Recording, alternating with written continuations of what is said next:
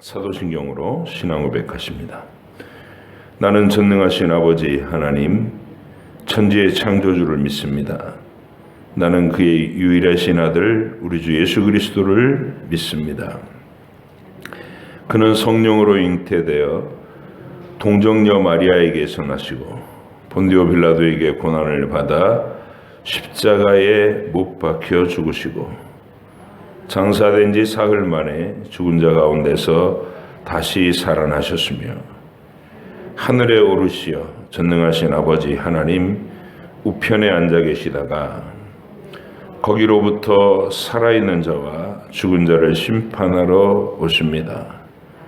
나는 성령을 믿으며 거룩한 공교회와 성도의 교제와 죄를 용서받는 것과 몸의 부활과 영생을 믿습니다. 아멘.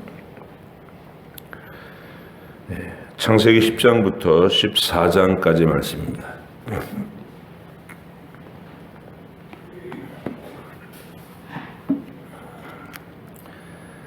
10장부터 14장까지 말씀.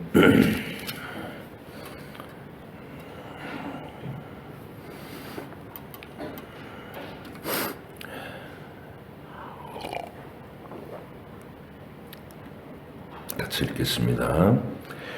노아의 아들 셈과 함과 야벳의 족보는 이러하니라. 홍수 후에 그들이 아들들을 낳았으니 야벳의 아들은 고멜과 마곡과 마대와 야완과 두발과 메섹과 디라스요. 고멜의 아들은 아스그나스와 리박과 도갈마요. 야완의 아들은 엘리사와 달시스와 깃딤과 도다님이라. 이들로부터 여러 나라 백성으로 나뉘어서 각기 언어와 종족과 나라대로 바닷가에 땅에 머물렀더라. 함의 아들은 구스와 미스라임과 붓과 가나안이요. 구스의 아들은 스바와 하윌라와 삽다와 라마와 삽드가요. 라마의 아들은 스바와 드단이며 구스가 또 니무롯을 낳았으니 그는 세상의 첫 용사라. 그가 여호와 앞에서 용감한 사냥꾼이 되었으므로 속담에 이르기를 아무는 여호와 앞에 니무롯같이 용감한 사냥꾼이로다 하더라. 그의 나라는 시날 땅의 바벨과 에렉과 악갓과 갈레에서 시작되었으며 그가 그 땅에서 아수르로 나아가 니느웨와 르호보딜과 갈라와 및 니느웨와 갈라 사이에 레센을 건설하였으니 이는 큰 성읍이라. 미스라임은 루딤과 아남임과 르하빔과 납두힘과 바드루심과 가슬루힘과 갑도림을 낳았더라. 가슬루힘에게서 블레셋이 나왔더라.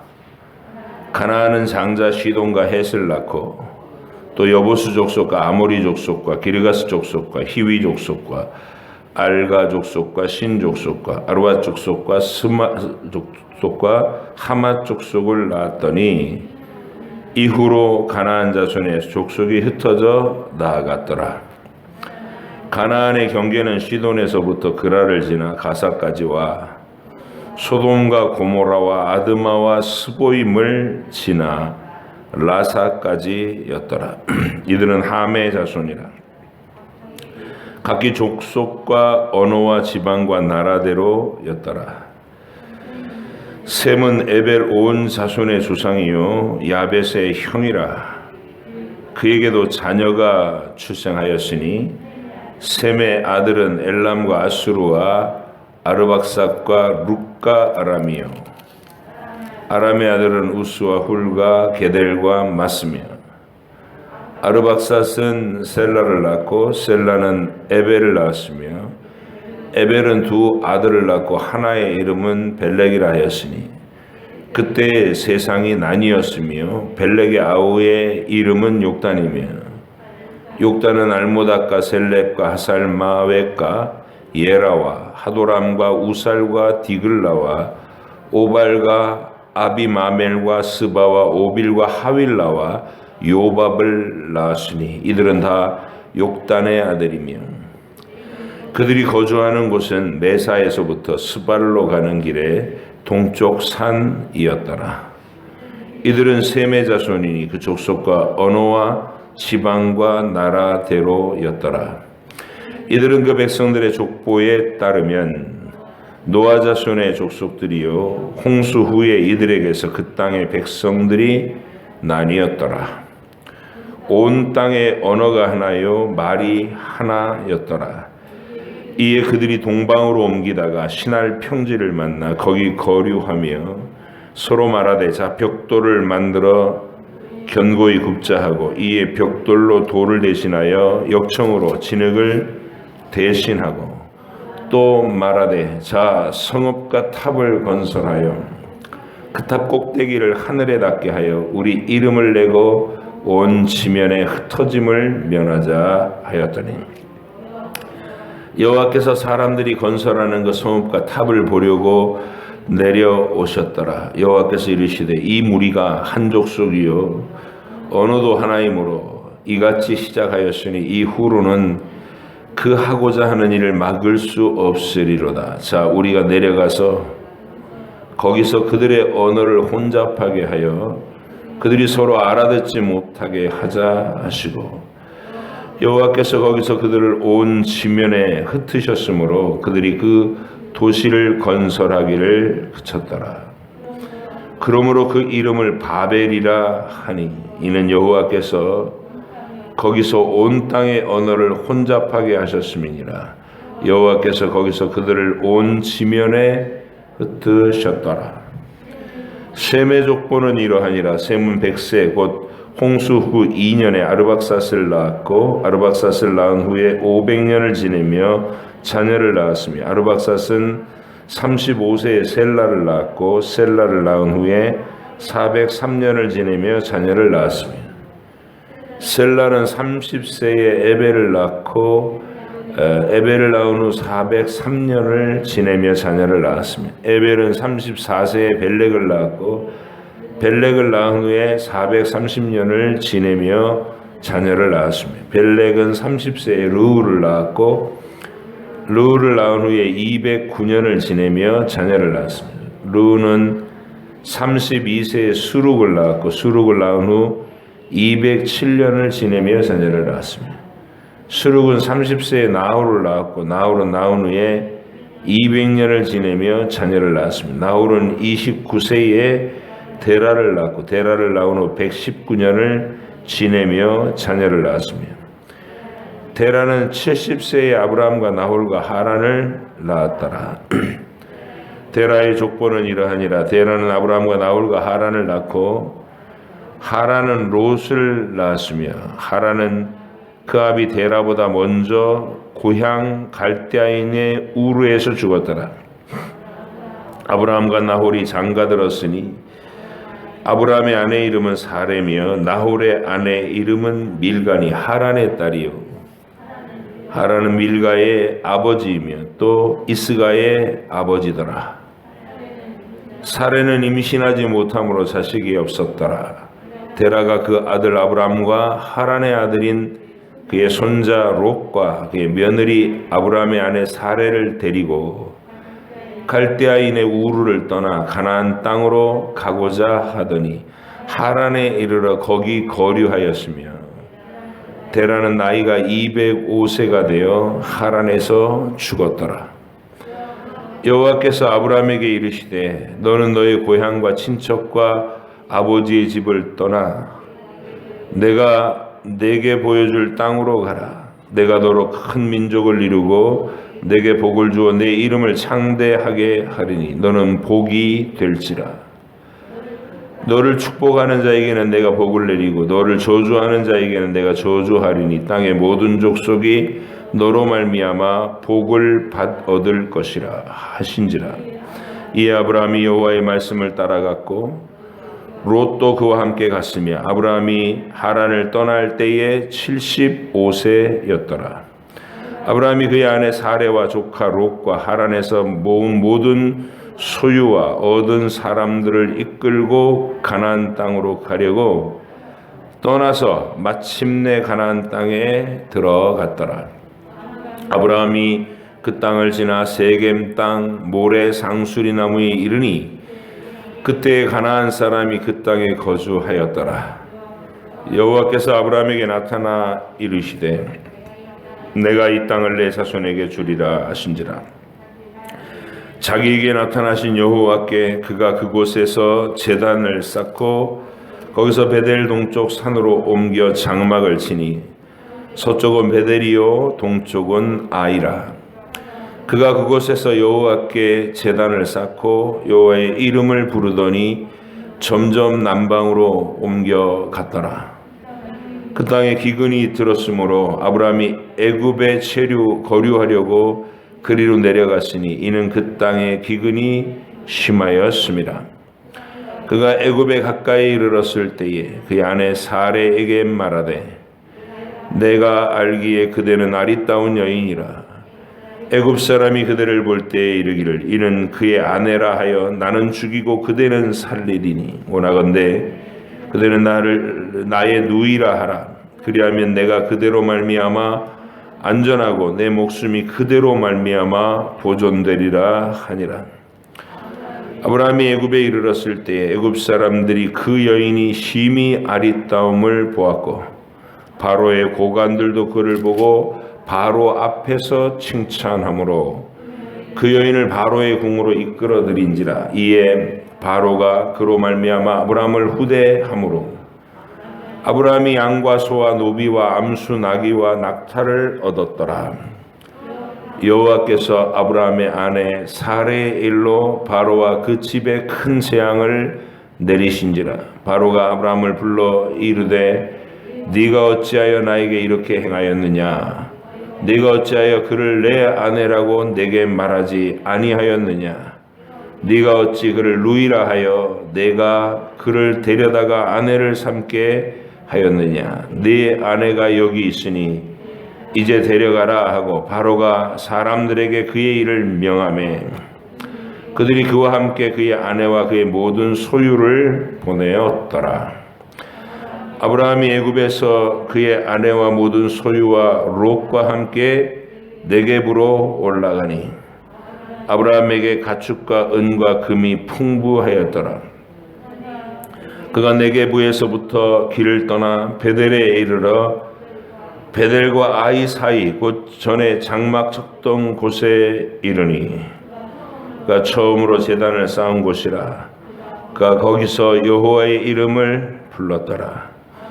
아브라함의 일행 롯도 양과 소와 장막이 있으므로 그 땅에 그들이 동거하기에 넉넉하지 못하였으니 이는 그들의 소유가 많아서 동거할 수 없었음이니라. 그러므로 아브라함의 가축의 목자와 롯의 가축의 목자가 서로 다투고 또 가나안 사람과 브리스 사람도 그 땅에 거주하였는지라. 아브라함이 롯에게 이르되 우리는 한 친족이라. 나나 너나 내 목자나 네 목자나 서로 다투게 하지 말자. 내 앞에 온 땅이 있지 아니하냐. 나를 떠나가라. 내가 좌하면 나는 우하고 내가 우하면 나는 좌하리라. 이에 롯이 눈을 들어 요단 지역을 바라본즉 소알까지 온 땅에 물이 넉넉하니 여호와께서 소돔과 고모라를 멸하시기 전이었으므로 여호와의 동산 같고 애굽 땅과 같았더라. 그러므로 롯이 요단 온 지역을 택하고 동으로 옮기니 그들이 서로 떠난지라. 아브라함은 가나안 땅에 거주하였고 롯은 그 지역의 도시들에 머무르며 그 장막을 옮겨 소돔까지 이르렀더라. 소돔 사람은 여호와 앞에 악하며 큰 죄인이었더라. 롯이 아브라함을 떠난 후에 여호와께서 아브라함에게 이르시되 너는 눈을 들어 너 있는 곳에서 북쪽과 남쪽 그리고 동쪽과 서쪽을 바라보라. 보이는 땅을 내가 너와 내 자손에게 주리니 영원히 이르리라. 내가 내 자손이 의 땅에 티끌 같게 하리니 사람이 땅에 티끌을 능히 셀 수 있을진데 내 자손도 세리라. 너는 일어나 그 땅을 종과 횡으로 두루 다녀보라. 내가 그것을 내게 주리라. 이에 아브라함이 장막을 옮겨 헤브론에 있는 마물의 상수리 수풀에 이르러 거주하며 거기서 여호와를 위하여 제단을 쌓았더라. 당시에 시날 왕 아무라벨과 엘라살 왕 아리옥과 엘람 그돌라오멜과 고임 왕 디달이 소돔 왕 베라와 고모라 왕 비르사와 아드마 왕 시납과 스보임 왕 세메벨과 벨라 곧 소알 왕과 싸우니라. 이들이 다 시딤 골짜기고 지금의 염해에 모였더라. 이들이 12년 동안 그돌라오멜을 섬기다가 제13년에 배반한지라. 제14년에 그돌라오멜과 그와 함께한 왕들이 나와 아스드롯 가르나임에서 르바 족속을, 함에서 수스 족속을, 사외 기랴다임에서 엠 족속을 치고 호리 족속을 그 산 세일에서 쳐서 광야 근방 엘 바란까지 이르렀으며 그들이 돌이켜 엔 미스밧 곧 가데스에 이르러 아말렉 족속의 온 땅과 하사손 다말에 사는 아모리 족속을 친지라. 소돔 왕과 고모라 왕과 아드마 왕과 스보임 왕과 벨라 곧 소알 왕이 나와서 시딤 골짜기에서 그들과 전쟁을 하기 위하여 진을 쳤더니 엘람 왕 그돌라오멜과 고임 왕 디달과 시날 왕 아무라멜과 엘라살 왕 아리옥이 네 왕이 곧 그 다섯 왕과 맞서니라. 시딤 골짜기에는 역청구덩이가 많은지라. 소돔 왕과 고모라 왕이 달아날 때에 그들이 거기 빠지고 그 나머지는 산으로 도망하며 네 왕이 소돔과 고모라의 모든 재물과 양식을 빼앗아가고 소돔에 거주하는 아브라함의 조카 롯도 사로잡고 그 재물까지 노력하여 갔더라. 도망한 자가 와서 히브리 사람 아브라함에게 알리니 그때 아브라함이 아모리 족속 마므레의 상수리 숲풀 근처에 거주하였더라. 마므레는 에스골의 형제여 또 아넬의 형제라. 이들은 아브라함과 동맹한 사람이더라. 아브라함이 그의 조카가 사로잡혔음을 듣고 집에서 길리고 훈련된 자 318명을 거느리고 단까지 쫓아가서 그와 그의 가신들이 나뉘어 밤에 그들을 쳐부수고 다메섹 왼편 호바까지 쫓아가 모든 빼앗겼던 재물과 자기의 조카 롯과 그의 재물과 또 부녀와 친척을 다 찾아왔더라. 아브라함이 그돌라오멜과 그와 함께한 왕들을 쳐부수고 돌아올 때에 소돔 왕이 사회 골짜기고 왕의 골짜기로 나와 그를 영접하였고 살렘 왕 멜기세덱이 떡과 포도주를 가지고 나왔으니 그는 지극히 높으신 하나님의 제사장이었더라. 그가 아브라함에게 축복하여 이르되 천지의 주제시요 지극히 높으신 하나님이여 아브라함에게 복을 주옵소서. 너희 대적을 내 손에 붙이신 지극히 높으신 하나님을 찬송할지로다 하며 아브라함이 그 얻은 것에서 10분의 1을 멜기세덱에게 주었더라. 소돔 왕이 아브라함에게 이르되 사람은 내게 보내고 물품은 네가 가지라. 아브라함이 소돔 왕에게 이르되 천지의 주제이시여 지극히 높으신 하나님 여호와께 내가 손을 들어 맹세하노니 네 말이 내가 아브라함으로 치부하게 하였다 할까 하여 내게 속한 것은 실환 오락이나 들매끈 한 가닥도 내가 가지지 아니하리라. 오직 젊은이들이 먹은 것과 나와 동행한 아넬과 에스골과 마므레의 분깃을 제할지니 그들이 그 분깃을 가질 것이니라. 아멘. 기도하겠습니다. 하나님 아버지, 오늘도 읽은 이 말씀에서 하나님의 뜻을 나타내 보이시는 줄 압니다.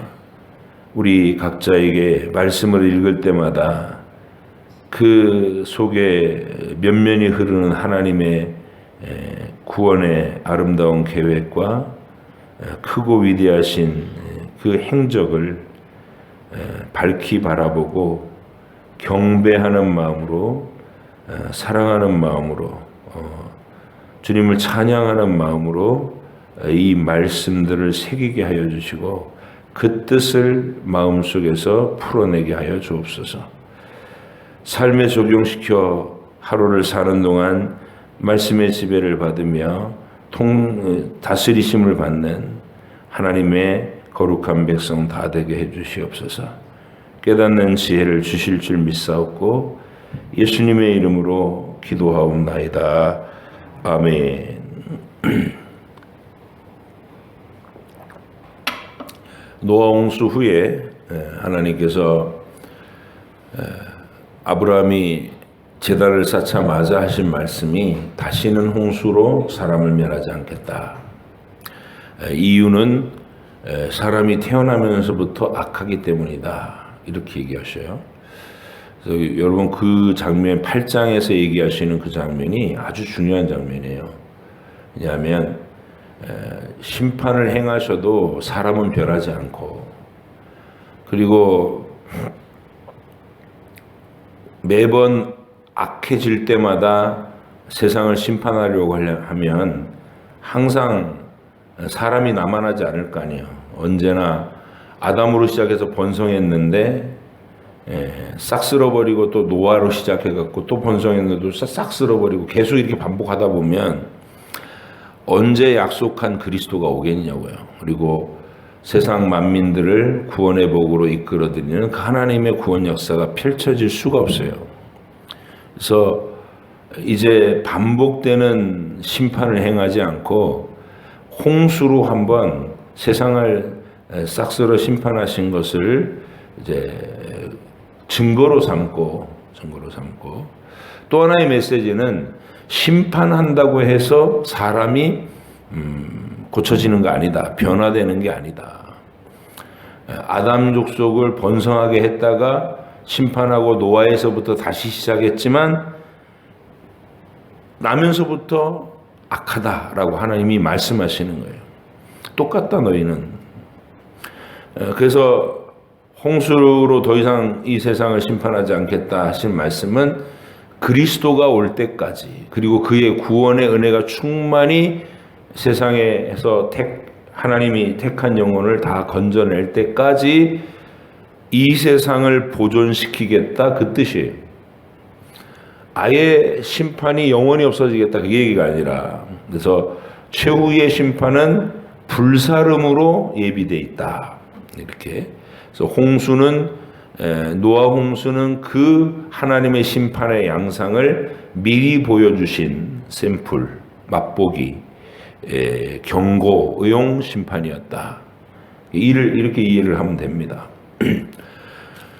노아의 아들들에서 족보가 쭉 등장해요. 10장에서는 노아의 후손들이 어떻게 세상에 퍼져나갔나 이 얘기를 하는 거예요. 이게 이제 현생 인류지요. 우리가 많은 고대 이렇게 문명이 지금 미스테리로 이렇게 발굴되면서 해명되지 않을 일들이 많이 있는데, 그 중에 이제 노아 홍수 이전에 고대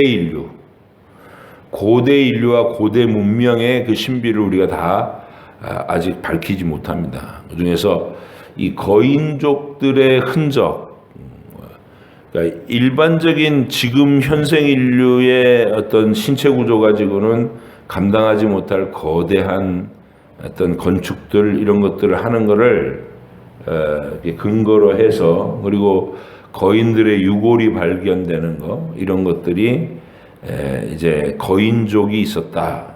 고대 인류의 속에서는 네피림이라고 하는 그 거인족 이런 얘기들이 심심치 않게 등장을 해요. 그래서 여기 창세기 10장에 등장하는 이 노아의 후손들이 지금 현생 인류다. 우리는 아담에게서 오긴 했지만 노아부터 다시 시작한 인류의 번성이다. 그리고 11장에서는 니무롯이라고 하는 인물이 등장을 해요. 세상에 처음 특이한 사냥꾼이다. 이게 개역 개정을 하는 사람들이 이 해석을 정말 잘못했는데 9절을 보세요. 10장 9절. 니무롯을 얘기하면서 그가 여호와 앞에서 용감한 사냥꾼이 되었으므로 속담에 이르기를 아몬은 여호와 앞에 니무롯같이 용감한 사냥꾼이로다 하더라. 이렇게 번역해 놨어요. 근데 우리가 흔히 용감하다 이렇게 표현할 때는 그 사람을 이렇게 긍정적으로 이야기할 때 용감하다 이렇게 얘기하죠. 사나운 어떤 폭군인데 용감하다 이렇게 표현하지 않잖아요. 예? 사나운 폭군은 그냥 사납다 이렇게 얘기하지. 그래서 여호와 앞에 니무롯 같이 특이한 사냥꾼이다. 그러니까 돌출적으로 뛰어난 용맹을 지녔다라는 건 맞는데 이 니무롯이라는 인물이 하나님을 대적한 인물이거든요. 고대 바벨론을 건설하고 바벨탑을 쌓는 일을 주도하고 하나님의 명령을 정면으로 거스려서 인간의 기치를 내걸고 흩어짐을 면하자 이렇게 주장하고 자기를 신이라고 칭했던 인물. 그게 니무롯입니다. 그의 어머니와 더불어서 이 신격화를 하고 이 세상의 우상 숭배를 처음으로 끌어들이면서 창궐시키는 그런 인물을 용감한 사냥꾼이라 이러면 안 되죠. 특이한 사냥꾼. 옛날 번역이 맞았던 거예요. 특이한 사냥꾼이다. 어쨌든 이 10장과 11장은 그 니무롯을 중심으로 한 반역 사건을 얘기하는 겁니다. 벌써부터 번성하기 시작하니까 언어가 하나고 강력한 영웅호걸이 등장했고 중앙 집권적인 권력이 생겼어요. 그러니까 한다는 짓이 하나님을 대적하는 바벨론 도성을 쌓더라. 바벨탑을 하늘에 닿게 쌓고 인간의 위대함을 선언하자 이러고 있더라. 이게 우리가 이 11장에서 읽어야 되는 실체입니다. 바벨, 옛 바벨론. 그래서 그 이후로 이 바벨론은 하나님을 대적하는 이 세상의 도시 문명과 문화와 그 권력, 집단, 이 모든 걸 의미하는 곳이에요. 바벨론. 요한계시록에서 큰 성 바벨론, 만국을 그리고 그 왕들을 유혹해서 정신을 못 차리게 만드는 큰 음료, 사탄의 강력한 도구죠. 이미 들은 얘기예요. 그거에 여기서 나타났구나, 바벨이. 자, 이런 속에서 하나님을 대적하는 죄성은 이 사람들 속에 가득 들어 있어서 태어날 때부터 악해서 하여간 힘만 생기면 하나님을 대적해요. 그러니까 하나님이 바벨탑을 쌓는 걸 보고 벌써 노아 홍수처럼 심판을 행해야 될 상황이 또 와버린 거예요. 그 하나님이 또 심판을 해버리고 또 한 사람만 남겨 또 시작하면 언제 그리스도가 오시냐고. 그래서 하나님께서 그들을 진멸해버리는 심판 대신 언어가 갈려서 서로 힘을 합치지 못하도록 천지사방으로 갈라버리셨어요. 그게 바벨탑 사건에 하나님의 개입하신 은혜다. 멸망시키지 않기 위해서 더 심각한 부패로 빨리 막 부패돼가는 것을 막기 위해서 조각조각 가르셔서 여러 곳으로 퍼뜨리시고 서로 섞이지 못하게 언어를 갈라버리셨다. 그러고 나서 이제 하나님께서 구원의 진리를 보존할 수 있는 한 민족을 형성시킬 계획을 이제 시작하는 거예요. 아브라함을 부르시는 얘기가 시작하게 하려고. 그래서 11장 끝에는 바로 그 아브라함의 아버지인 데라라는 사람의 족보에 이렇게 딱 개략적인 소개가 나오는 거예요. 데라. 근데 우리가 이 데라 사건의 그 개략적인 사건이 나올 때 그 데라 가문의 아들들과 며느리들, 그러니까 큰아들의 딸이 작은 아들의 아내가 되고 뭐 이런 식의 어떤 구조가 이루어져요. 하란의 딸 밀가가 나홀의 아내고 뭐 이렇게 형님의 딸이 동생의 아내가 되는 거예요. 그러면 나이 차이가 꽤 있다는 얘기죠.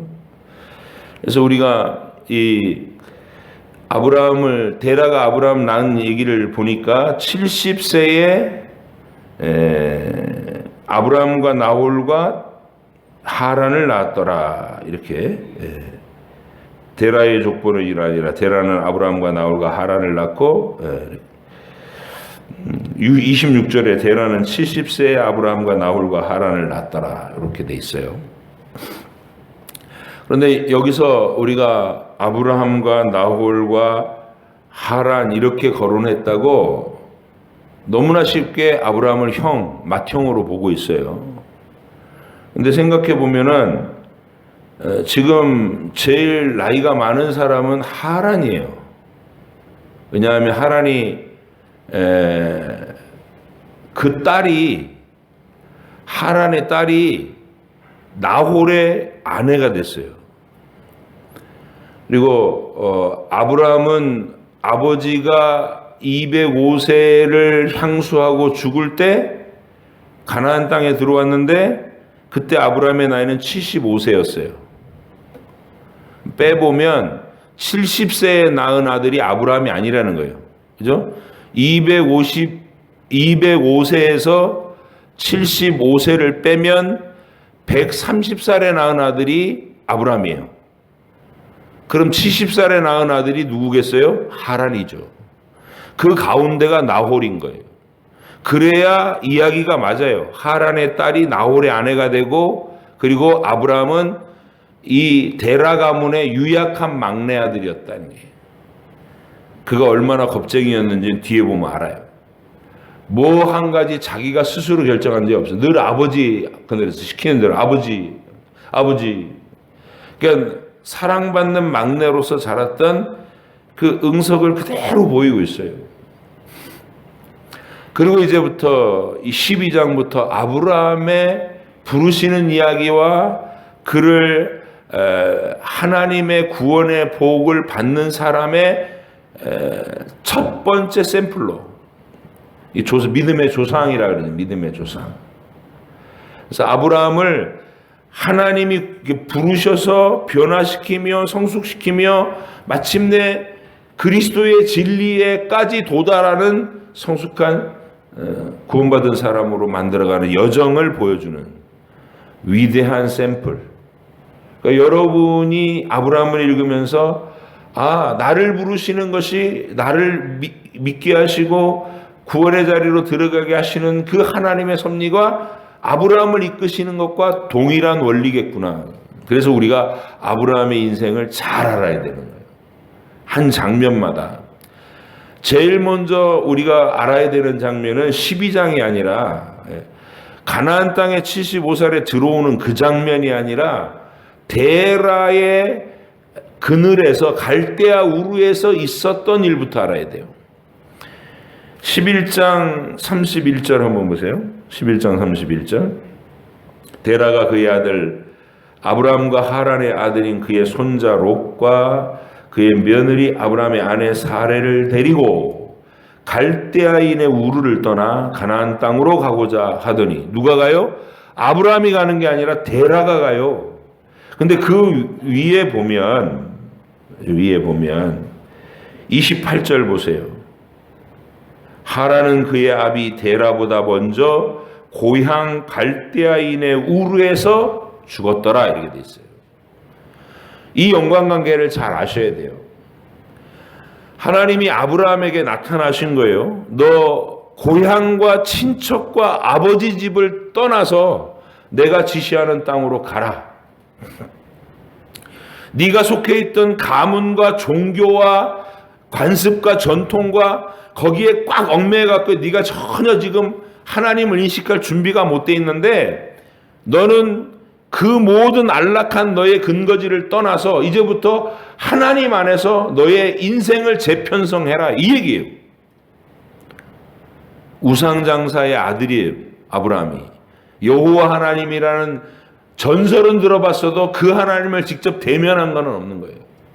근데 그 하나님이 나타나셔서 이미 하나님께 반역하고 바벨탑을 쌓다가 온 세상에 흩어져서 언어가 달라진 그런 시대에 갈대아 우르에 살고 있는 아브라함에게 아버지 집을 떠나라는 얘기가 나온 거예요. 그러니까 이 막내 아들이 그런 꿈을 꿨고 그런 계시를 받았다 그러면 그 다음에 할 일이 뭘까요? 결단을 내려서 발도 뻘떡 일어나서 갈까요? 아니요. 아버지한테 갔어요. 아버지, 어젯밤 꿈에 여호와라는 신이 고향도 떠나고 친척도 버리고 아버지도 떠나래요. 어떻게 하면 좋아요? 이렇게 된 거죠. 아버지 뭐라 그랬을까요? 야, 개꿈이다. 그냥 무시해라. 근데 며칠 있다 또 꿈을 꿔요. 식은땀을 흘리면서 빨딱 일어나요. 그리고 또 아버지한테 다음날 아버지 또 꿨어요. 네가 허한가 보다. 약 좀 먹자. 막 약 먹였어. 근데 한 달 뒤에 또 이게 아브라함이 계속 하나님이 나타나시는 거를 누가 묵살을 해요? 데라가. 그거 벗어나라고 지금 아버지 집 떠나라는데 아버지한테 쪼르륵 달려가가지고 계속 데라가 그걸 방해를 하는 거야. 아브라함이 하나님을 만나는 것을 우상장사 아버지가 데라가 방해를 하는 거예요. 그리고 맏아들 하란이 덜컥 죽어버려요.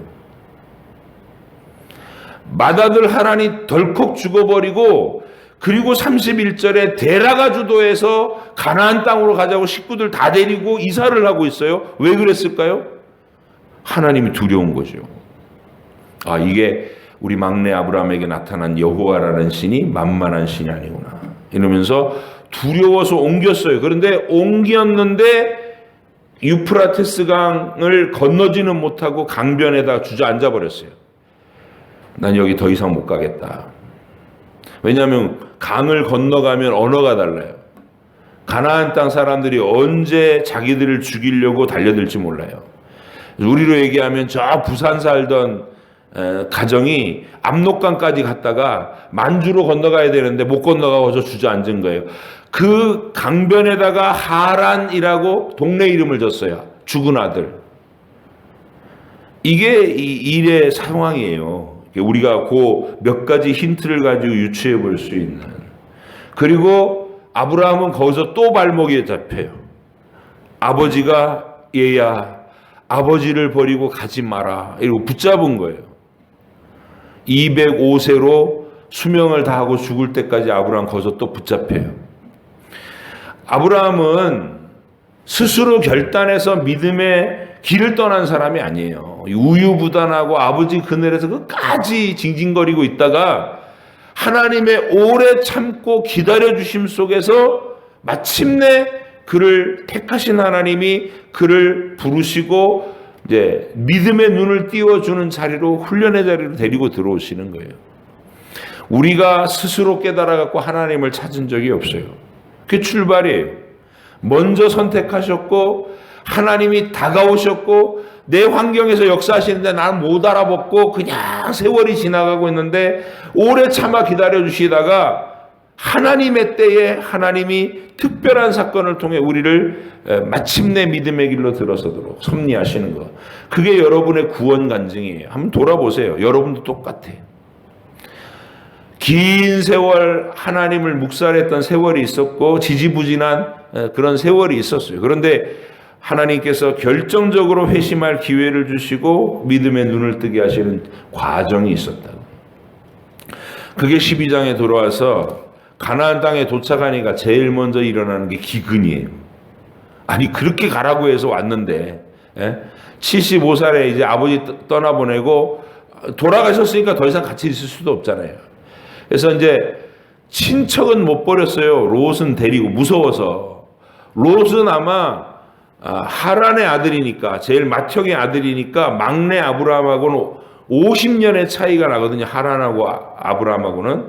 그런데 그 롯은 아브라함보다 나이가 많거나 아니면 아브라함하고 비슷한 연배이거나 이게 무슨 꼬맹이 고아가 된 조카를 삼촌이 보살펴 주려고 데리고 나온 게 아니란 말이에요.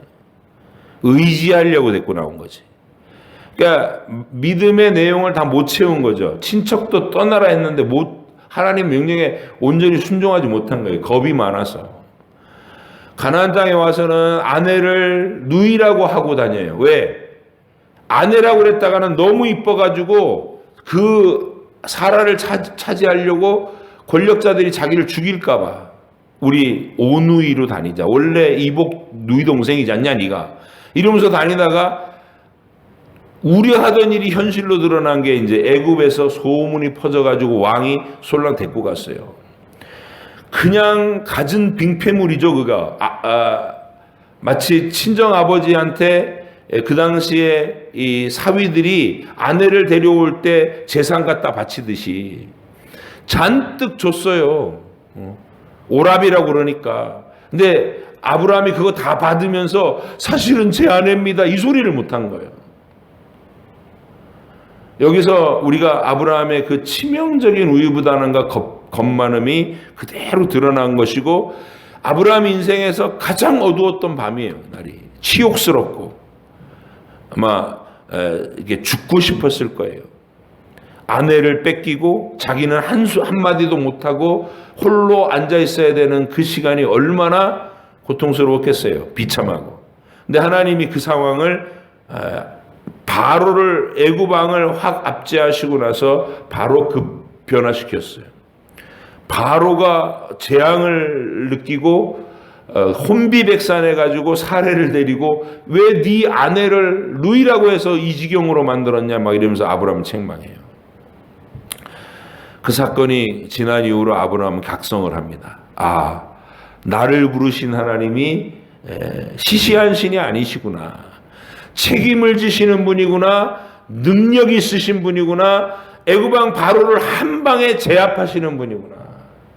그리고 이 모든 일을 아름답게 풀어주시는 선하고 인자하신 분이구나. 이 모든 걸 한꺼번에 알아버린 거예요. 그리고 나서부터 아브라함이 믿음이 쑥쑥 성장합니다. 하나님을 알고 나니까 믿음이 커요. 그래서 롯과 결별을 하죠. 친척을 늘 의지 삼다. 이제 나는 이제 너보다 하나님을 의지하겠다. 그 소리예요. 나를 떠나가라 그 말은. 그래서 롯과 헤어졌어요.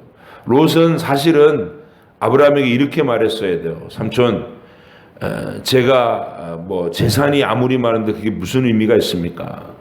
저도 여호와 하나님의 행하심을 함께 받고 하나님 안에 살아야 된다는 걸 저도 느낍니다. 저를 쫓아내지 마시고 삼촌의 장막 아래서 하나님을 섬길 수 있게 해주십시오. 이렇게 말했어야 돼요. 근데 롯은 떠나서 소돔성으로 들어갔죠. 세상의 부요함을 따라. 그런 얘기가 지금 펼쳐지고 있는 겁니다.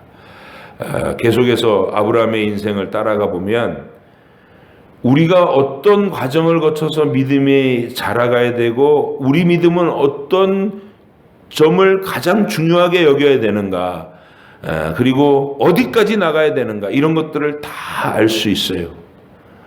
내일도 그 이야기를 계속해 나가도록 하겠습니다. 기도하겠습니다. 하나님 아버지 감사합니다. 오늘 이제 이 세상의 구원의 진리를 보존하기 위해서 한 민족을 형성시키려고 아브라함을 그 첫 조상으로 삼으시는 이야기를 들었습니다. 이스라엘 백성의 조상일 뿐만 아니라 이 세상에서 구원받는 믿음을 하나님 앞에 선물로 받으면서 그 믿음이 어떻게 한 사람의 인생에서 자라가고 꽃 피우고 열매 맺는지를 보여주는 샘플로 우리가 아브라함의 인생을 봅니다.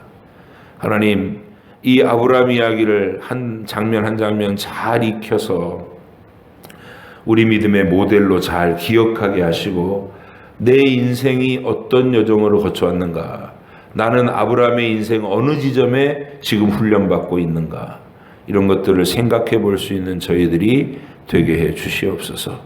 오늘도 하나님과 동행하며 말씀의 지식과 지혜가 더 깊어지는 현실을 살게 하시고 현실 속에서도 늘 말씀을 묵상하며 주의 뜻을 이룰 수 있는 순종하는 주님과 동행하는 하루가 되게 해주시옵소서. 감사드리며 예수님의 이름으로 기도합니다. 아멘. 하늘에 계신 우리 아버지, 아버지 이름을 거룩하게 하시며 아버지의 나라가 오게 하시며 아버지의 뜻이 하늘에서와 같이 땅에서도 이루어지게 하소서. 오늘 우리에게 일용할 양식을 주시고 우리가 우리에게 잘못한 사람을 용서하여 준 것 같이 우리 죄를 용서하여 주시고 우리를 시험에 빠지지 않게 하시고 악에서 구하소서. 나라와 권능과 영광이 영원히 아버지의 것입니다. 아멘.